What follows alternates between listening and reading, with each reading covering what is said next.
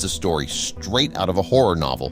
Neighbors in a small Madagascar village began to notice a foul smell. It's a peaceful and quiet community. No one wanted to risk offending their neighbors by mentioning the smell or leveling accusations. As time went on, the smell permeated the neighborhood and became nearly unbearable. Eventually, they pinpointed the source of the odor: a seemingly abandoned house. They gathered together to decide what to do. No one wanted to brave the smell and go into the home. But before we start our story, smash the like button, make sure to subscribe and hit the notifications bell so you won't miss any new stories. Calling the police over a bad odor seemed frivolous. They considered calling the city and reporting the home as overrun, but then they noticed something. How anyone could live with the stench was beyond them. Still, they were reluctant to call the authorities with people residing in the house. No one wanted to cause any trouble. Perhaps they felt sympathy for anyone willing to live with such a rancid smell. Not long after people were spotted coming and going from the home, the strange smell went away. Individuals were still curious about what could have caused such an odor in the first place, but they were no longer concerned. Life returned to normal for a time. However, the story was far from over. Eventually, the smell came back with a vengeance. It once again permeated the neighborhood, prompting the village to come together again to discuss what should be done. Everyone agreed that the smell was coming from the strange house. Of course, they couldn't check out the home on their own. No one was willing to risk criminal charges or come face to face with whatever was creating the odor. Unable to tolerate the smell or the mystery any longer, they made the decision to call the police. They explained that there was a rancid smell coming from the home, and the police began making a plan to get answers. Police are accustomed to dealing with strange situations, including mysterious smells. Most often, wildlife is the cause of the odor. However, they couldn't make any assumptions. Proper preparation is a key component of keeping themselves and the community safe. In this case, being prepared meant being ready for anything. The authorities assembled a team to investigate the home, including a medical examiner, a wildlife expert, and other specialists.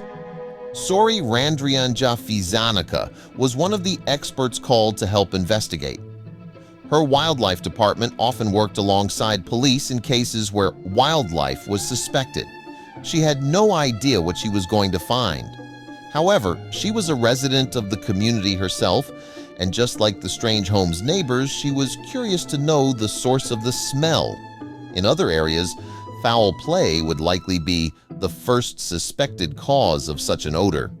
However, Toliara is a quiet and peaceful coastal village in southern Madagascar. Authorities felt the possibility of foul play in the area was low, so they recognized the likelihood that the smell had something to do with animals. The environmental agency had seen its share of strange animal cases working with local authorities in the past. Randrianjafizanaka thought she had seen it all. However, nothing could have prepared her for what she would eventually find in the home. She was later quoted as saying, "You cannot imagine. It was so awful." No one on the team had ever smelled anything like the rancid stench coming when they pulled up to the home. They had no idea what it could be, but there was only one way to find out. They were sure the two-story house was abandoned. Surely no one could live in these conditions. It appeared perfectly normal from the outside, other than the smell, which added to the mystery. When they entered the home, several members of the team became lightheaded from the strength of the smell. Randrianjafizanaka suggested that the stench was animal waste, even though she had never smelled this particular scent before. Surely nothing human could produce such a foul odor. Animals trapped within the confines of the house had to be the cause. The authorities began investigating the property. No one knew what to expect. Everyone was on high alert. As the team made their way quietly through the house, they heard a noise. Everyone stopped in their tracks. They weren't alone. The house wasn't abandoned after all. They found the owners of the home, and their confusion and shock only grew. These people were digging holes. They had clearly been hard at work at their task for some time when they were found. What did these holes have to do with the smell? Why would anyone tolerate such a stench? As the police began asking questions, the people began acting strangely. Or perhaps continued acting strange given the state the authorities found them in. The police wanted answers, and the homeowners weren't providing them. They were clearly hiding something. As the police moved closer, the diggers laid down their shovels and put up their hands. They were guilty of something, but what was it? The authorities placed them under arrest, assuming rightly that they had done something wrong. They then went back to the home to determine the cause of the smell that had brought them there to begin with. Then they noticed that the floor was moving, another twist to the story that no one was prepared for. Eventually, they realized what they were actually seeing. The team braved the horrid stench once again. The house was in a shambles inside. There was no light, cobwebs everywhere, debris on the floor. The house certainly appeared unlivable. It wasn't the floor that was moving. Instead, it was tortoises covering the floor. They were crowded together so closely that they actually looked like they were the floor. This was the cause of the smell. The waste from over 10,000 tortoises had a pungent odor that no one present that day would ever forget. They had a difficult time searching the house due to the number of tortoises. They thought they were prepared for anything, but they were not prepared for this. They were going to require help to save these beautiful animals, which are endangered.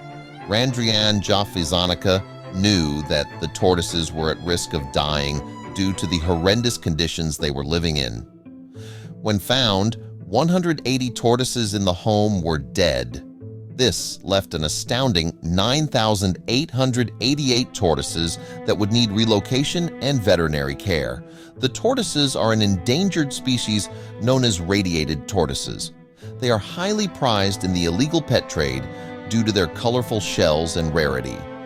Authorities believe that the suspects planned to send the tortoises to Asia. Unfortunately, at the current rate of poaching, these beautiful creatures will be extinct in the wild in the next 15 to 30 years. The species is thought to have decreased by 75% in the wild. Tortoises live a long life, but they take a long time to reach reproductive age. They aren't able to reproduce quickly enough to keep up with poaching. The radiated tortoise is particularly prized due to their colorful shells. They are considered a delicacy in some countries. However, perhaps this rescue could be a new chance for the species. The team worked until early the next morning, relocating the turtles to Le Village des Tortues, which is French for Village of the Turtles. The private wildlife refuge was 18 miles away from Twalara. Unfortunately, within a week, 574 tortoises had died from infection or dehydration due to the deplorable conditions they were kept in. The rest recovered well, however. The story does have a silver lining.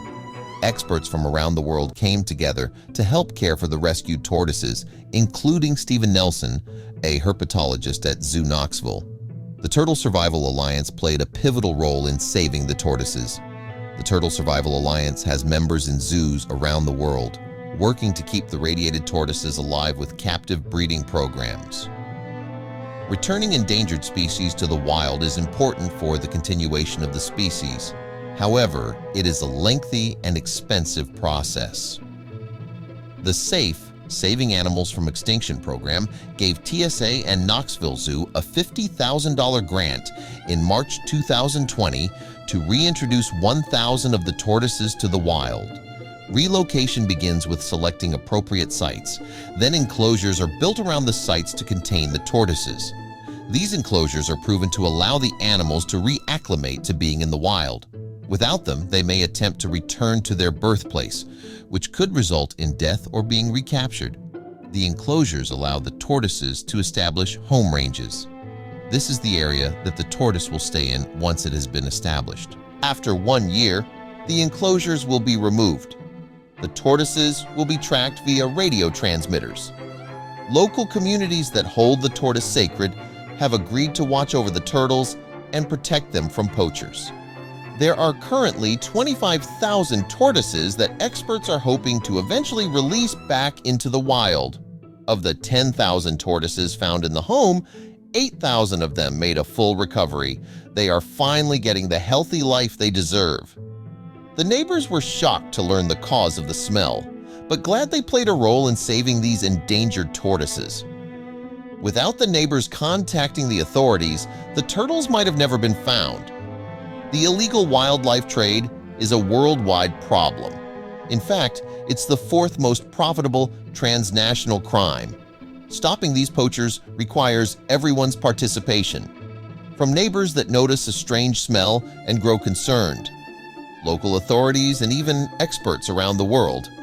With species around the world in danger of extinction, saving them is a worldwide concern. In this case, each of the suspects received long prison sentences for their crime.